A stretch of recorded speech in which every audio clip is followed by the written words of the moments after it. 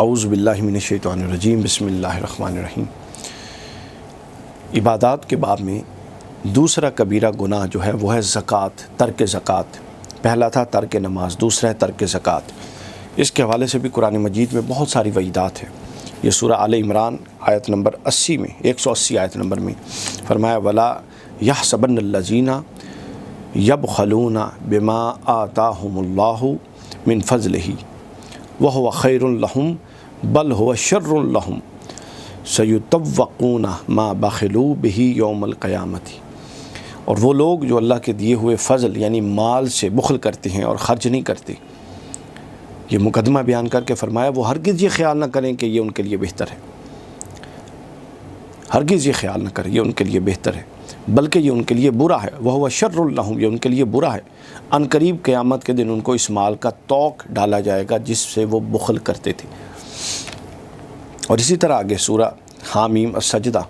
اس میں فرمائے گا وَيْلٌ لِّلْمُشْرِكِينَ الَّذِينَ لَا يُؤْتُونَ الزَّكَاةَ۔ مشرکین کے لیے ہلاکت ہے اور زکوٰۃ نہ دینے والوں کے لیے ہلاکت ہے۔ آپ قرآن کا نظم چیک کیجئے کہ مشرکین کے ساتھ معاً بعد جس طبقے کا ذکر آیا وعید کے طور پہ، عذاب کے طور پہ، وہ زکوٰۃ نہ دینے والوں کا تھا۔ یہ بالکل وہی نظم ہے جس طرح قرآن میں بعض جگہوں پر اللہ کی توحید کے بعد معاً بعد والدین کی اطاعت کا ذکر ہے۔ تو یہ جو نظم ہے قرآن کا، یہ اس حکم یا اس وعید کی شدت پر یا اس حکم کے مؤکد ہونے پر دلیل ہوتا ہے کہ یہ کتنی اہمیت رکھتا ہے۔ پھر اسی طرح قرآن مجید ہی کے اندر سورہ التوبہ میں قرآن مجید میں فرمایا والذین یکنزون الذھب والفضة ولا ينفقونها فی سبیل اللہ فبشرہم بعذاب علیم، کہ جو لوگ سونا چاندی اور مال و اسباب جمع کر کے رکھتے ہیں اللہ کی راہ میں خرچ نہیں کرتے، ان کو عذاب کی بشارت اور عذاب کی خبر دے دیجیے۔ اور جس دن اسی مال کو جہنم کی آگ سے تاپا جائے گا اور پھر ان کی پیشانی اور ان کے پہلوؤں اور ان کی پیٹھوں کو اس سے داغا جائے گا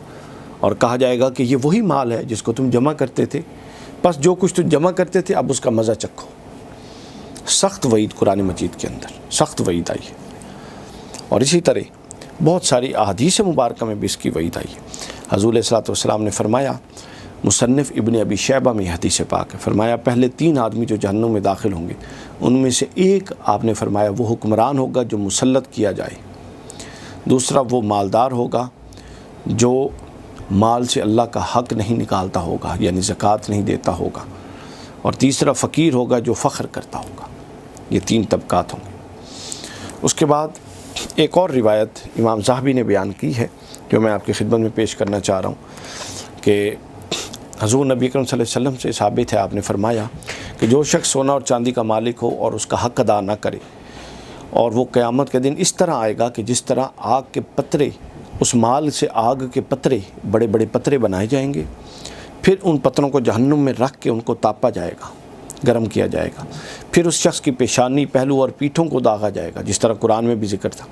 پھر وہ پترے ٹھنڈے ہو جائیں گے تو ان کو دوبارہ گرم کیا جائے گا، اور یہ اس طرح ان کے ساتھ ہوتا رہے گا کہ جب تک وہ دوبارہ آگے جا کے قیامت ختم نہیں ہو جاتی، اور یہ اس وقت تک جہنم میں رہیں گے۔ اور یہ وہ دن ہوگا اس عذاب کا جس وقت 50,000 سال کا موجودہ ایام کی نسبت 50,000 سال کا ایک دن ہوگا،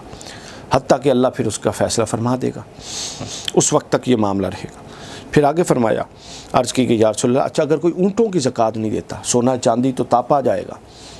اونٹوں پر بھی، جانوروں پر بھی زکوٰۃ ہے، تو فرمایا اگر کوئی اونٹوں کی زکوٰۃ نہیں دیتا تو اس کو کیا سزا ملے گی؟ تو حضور نے فرمایا اونٹوں کا مالک جس نے اس کا حق ادا نہیں کیا اسے بھی نہیں چھوڑا جائے گا، اور اس کے ساتھ قیامت کے دن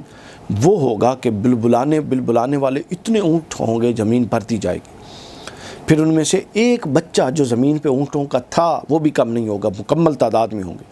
پھر وہ اسے اپنے کھروندوں سے روندیں گے اس شخص کو جس نے زکوٰۃ نہیں دی تھی، اور منہ سے کاٹیں گے، اور ان میں سے ہر پہلا گزرے گا تو پھر آخری اس سے گزر جائے گا رونتا ہوا، پھر یوں شروع ہوگا، اور یہ اس وقت تک ہوتا رہے گا۔ فرمایا جس وقت ایک دن 50,000 سال کا ہوگا، اور جب تک اللہ ان کے درمیان فیصلہ نہیں فرما دے گا وہ اسی تکلیف اور اذیت سے رہے گا۔ پھر فرمایا کہ اگر کوئی شخص بکریوں کی زکوٰۃ نہیں دیتا تو اس کا کیا حال ہوگا؟ تو فرمایا بکریوں کی زکوٰۃ نہ دینے والے کو بھی چھوڑا نہیں جائے گا کہ قیامت کے دن آواز لگانے والی گاؤں کا بھی ایک روایت میں ذکر ہے اور بکریوں کا بھی، تو یہ گائیں بھی آئیں گی اور ان میں سے کوئی ٹیڑھے سینگ والی یا ٹوٹے ہوئے یا بغیر سینگوں کے نہیں ہوگی، اور وہ اپنے سینگوں پر اٹھائیں گی اس شخص کو جو زکوٰۃ نہیں دیتا تھا، اور پاؤں میں روندیں گی، اور جب پہلا گزر جائے گی پہلی گائے تو پھر آخری تک اس کو رونتے ہوئے گزرے گی، اور یہ اس دن ہوگا جو دن 50,000 سال کے، حتیٰ کہ اللہ ان کے درمیان فیصلہ فرما دے، بس وہ پھر جنت یا جہنم میں اپنا راستہ دیکھیں گے۔ یہ صحیح مسلم کی حدیث پاک ہے، آپ اندازہ کر لیں ترک زکوٰۃ، اور پھر زکوٰۃ کے جو تمام نصابات ہیں اس کے اندر ترک کا کیا وعیدات ہیں۔ آخری روایت جو اس ضمن میں ہے پیش کرنی ہے وہ حضرت ابو ہریرہ رضی اللہ تعالیٰ عنہ سے روایت ہے، جس کو امام بخاری نے روایت کیا، اور یہ روایت ہے کہ حضرت ابو ہریرہ فرماتے ہیں رسول اللہ صلی اللہ علیہ وسلم نے فرمایا کہ جس کو اللہ تعالیٰ نے مال دیا اور اس نے اس کی زکوٰۃ نہ دی تو قیامت کے دن اس کا مال ایک گنجے سانپ کی شکل میں بن کر اس کے توق میں ڈالا جائے گا، اور جس کی آنکھوں پر 2 نقطے داغ ہوں گے، پھر جب وہ اس کی دونوں باچھوں کو پکڑ کر کہے گا کہ میں تیرا وہ مال ہوں اور تیرا خزانہ ہوں، پھر آپ صلی اللہ علیہ وسلم نے آیت تلاوت کی، یعنی جن لوگوں کو اللہ نے اپنے مال سے اپنے فضل سے نوازا اور وہ اس میں بخل کرتے ہیں اور وہ اس بخل کو ہرگز اپنے لیے بہتر نہ سمجھیں، جو کہ میں نے شروع میں آیت پڑھی ہے، یہ آیت تلاوت فرمایا، اور فرمایا ان قریب ان کے لیے قیامت کے دن یہ بخیلی مال کا خرچ نہ کرنا ان کے گلے کا طوق بن جائے گا، یہ صحیح بخاری میں۔ اور پھر امام اصبہانی نے حدیث حسن روایت کی، بیان کرتے ہیں کہ